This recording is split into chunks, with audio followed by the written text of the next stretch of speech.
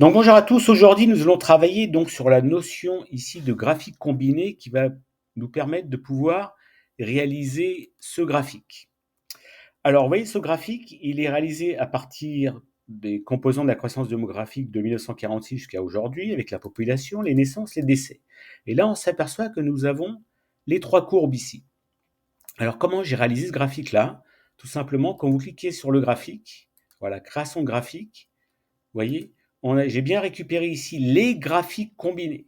Il faut bien aller sur ici, les graphiques combinés et faire de telle sorte, quand vous allez récupérer toutes ces données-là en termes de graphiques combinés, c'est faire de telle sorte que vous ayez tout en courbe ici.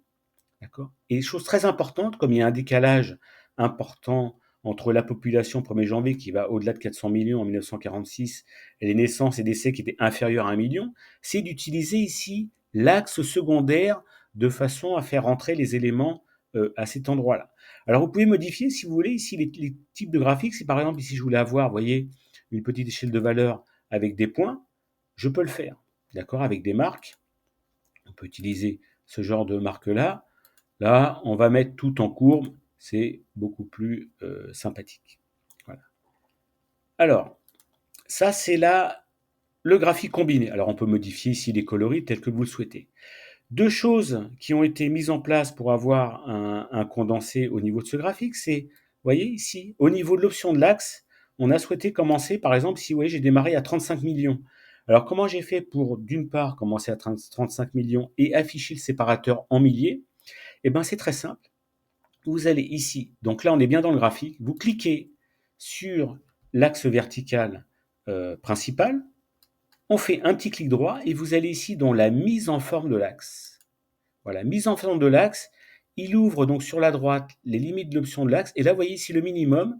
Ouais, par exemple je vais changer, je ne vais pas mettre 35 millions, on va mettre, regardez, on va mettre 38 millions. 38, donc 1, 2, 3, 1, 2, 3, voilà. Et là, vous voyez, l'unité d'affichage de valeur, faites attention, par défaut, il est en aucun, donc il va reprendre tous les éléments. Et là, ici, on l'a mis en milliers. Voilà. Vous voyez, hop, automatiquement, là, on voit que, vous voyez, le premier, la première ligne en fait de l'axe vertical est bien passée à 38 millions. Et comme j'ai mis en milliers, effectivement, donc il a supprimé donc les 3 zéros.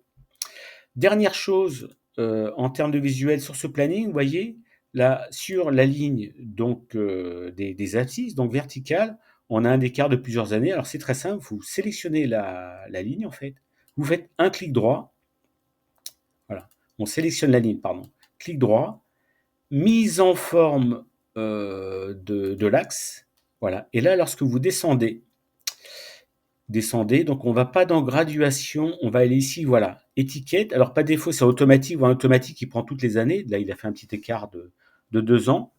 Et là, spécifier l'intervalle. Et là, voilà, c'est là, cet endroit-là, vous spécifiez l'intervalle. Vous mettez le chiffre que vous voulez. Bon, là, j'ai mis 6. Hein. Voilà, mais on peut mettre 5, par exemple, 5 ou 4. Voilà, 5. Voilà. Et là, vous voyez, il a fait un écart tous les 5 ans. Donc voilà pour ce type de graphique, donc où l'intérêt principal nous permet de pouvoir faire tout rentrer dans une page. Donc ça, c'est quand même dans un visuel. Alors, dernière petite chose, vous voyez, ici, j'ai rajouté des éléments. Voilà, si je voulais par exemple avoir affiché une série à un endroit spécifique, par exemple ici, on va le faire ici, voilà. On va à cet endroit-là. Vous voyez ici, il a donné le nombre de décès en 2003.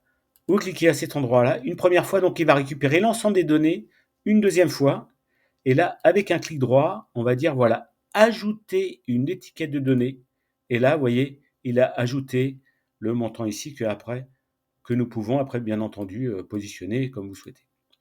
Donc voilà, c'est tout pour aujourd'hui. Donc les graphiques combinés, alors j'ai déjà fait un petit tuto sur les graphiques combinés très simples, mais là, vous avez bien vu l'intérêt de ce tuto. Voilà, bonne journée.